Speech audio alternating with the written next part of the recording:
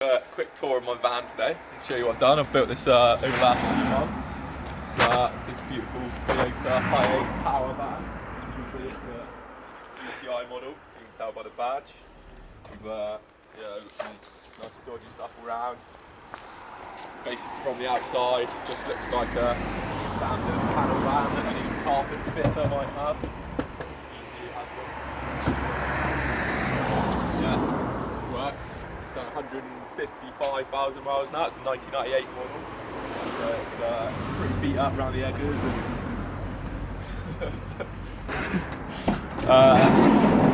So here we are inside. We've got a few bits and pieces that I can show you. So we've got the rock and roll bed.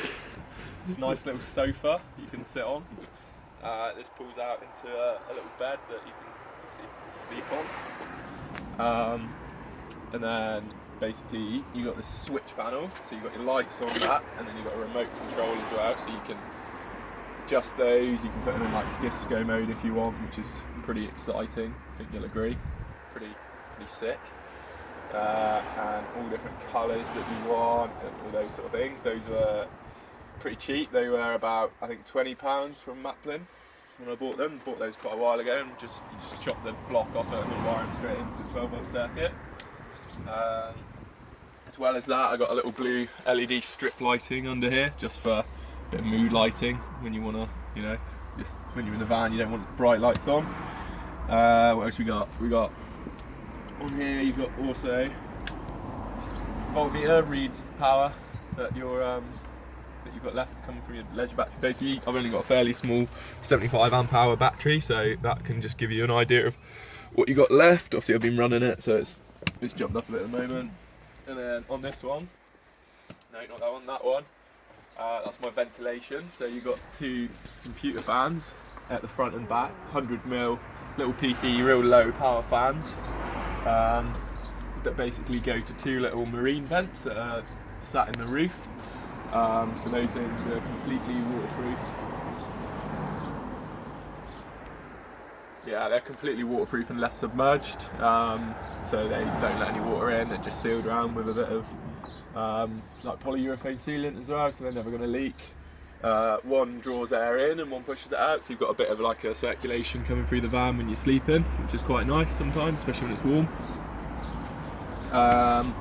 As well as that, we've got obviously TV sat there, so that runs off 12 volts straight away off this one.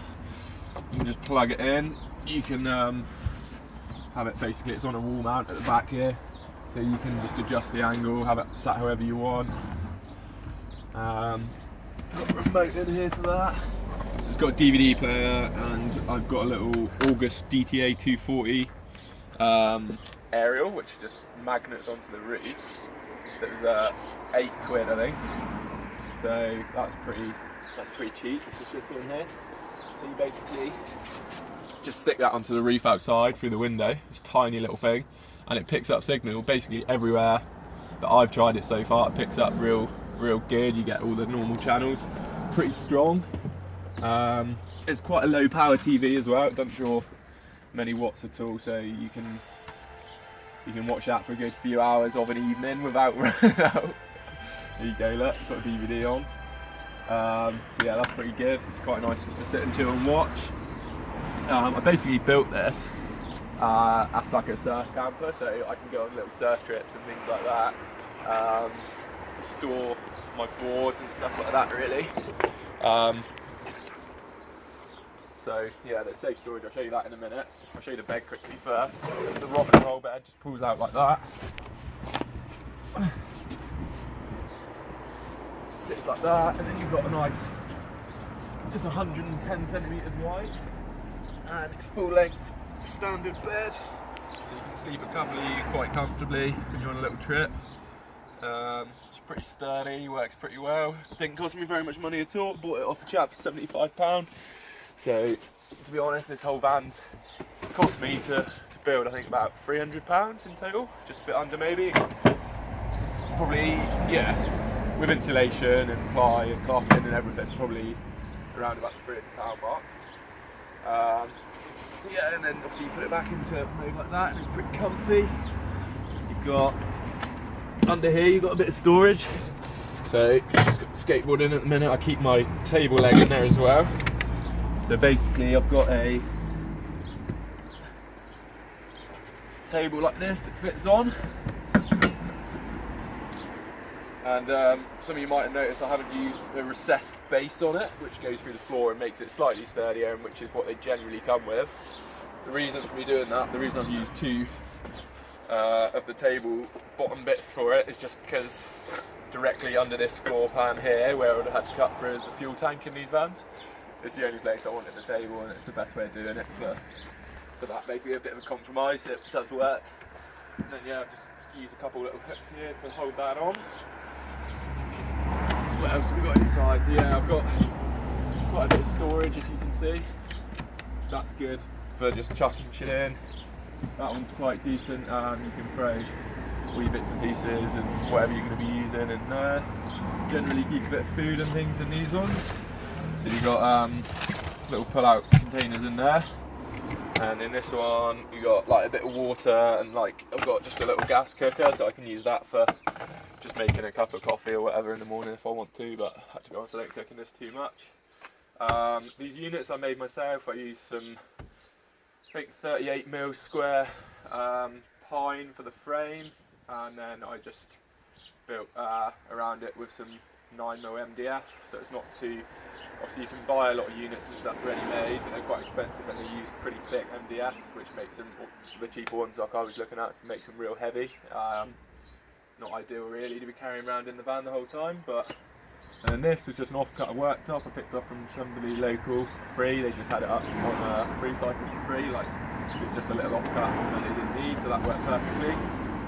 In behind here I've got a subwoofer just connected to my head unit in the front, so when I want to listen to banging tunes I can, which is nice. And then I've got a Bluetooth head unit and things in the front. I won't show you too much in the front, it's pretty boring. I've got a curtain here. This is actually just a shower curtain folded in two, so it holds a lot of, it stops a lot of light.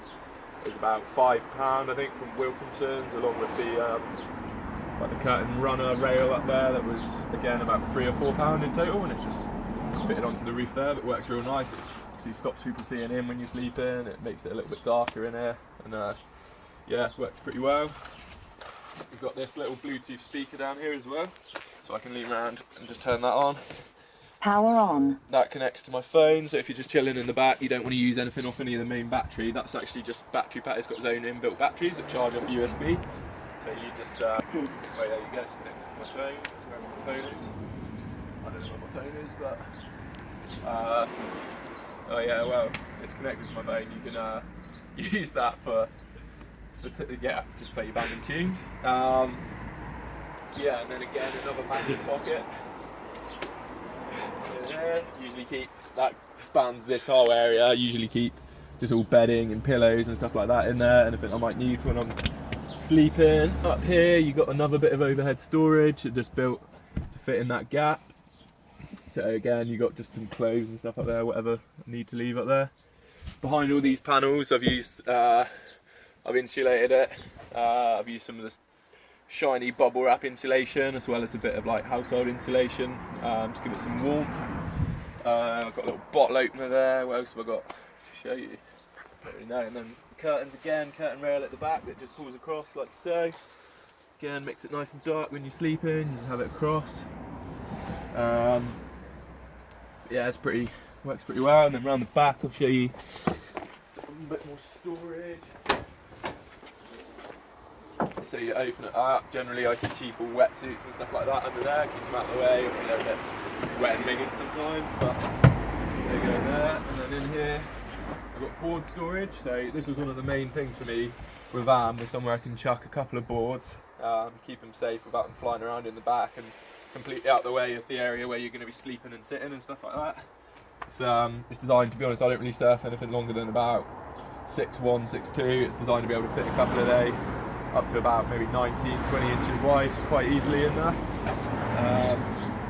You could probably fit 3 or 4 if you took fins off, so if I was going on a longer trip you could just take your fins off and chuck a few more in there. Again, a couple of hangers, maybe in the winter like it is at the moment, just leave my dry robe on there so it's nice and warm when I want to get changed. A bit more storage in the side. Again, you can chuck things like spear guns and stuff under there to keep them all out of the way. But yeah, that's the majority of it. But yeah, basically that's it. Huh? Do you live in your van? I do not live in my van. I have a house, which is nice. Yeah, to be honest, the most I ever sleep in it is a couple nights at a time away. Like if I go down the coast, go on a surf trip, I probably would take it. Most summers I try and do a trip down to France. I've only had this one since April last year, and I didn't manage to get away last year. But I would usually have a trip every year. So down to like southwest France, and this, to be honest, I think this is pretty ideal for it. It does everything you need.